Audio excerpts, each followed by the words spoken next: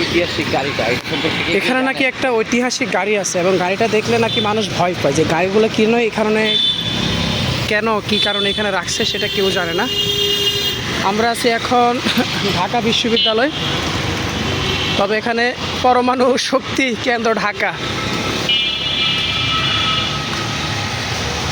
সিটগুলো কি লেগে এভাবে রাখছে ভাই, জানেন এদিকে কি লেগে সিটগুলো এভাবে রাখছে?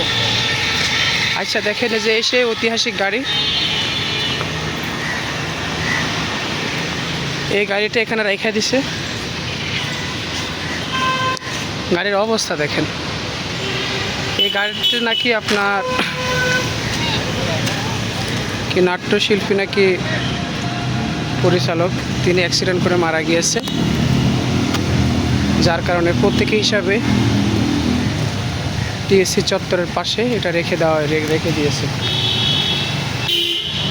কি একটা অবস্থা, এভাবে গাড়িটা রেখে দিয়েছে।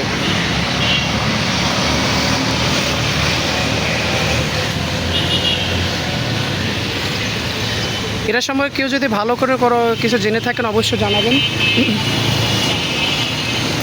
তেমন কোনো ধারণা নেই, তবে শুনেছি এই কারণে গাড়িটি এখানে রেখে দিয়েছে।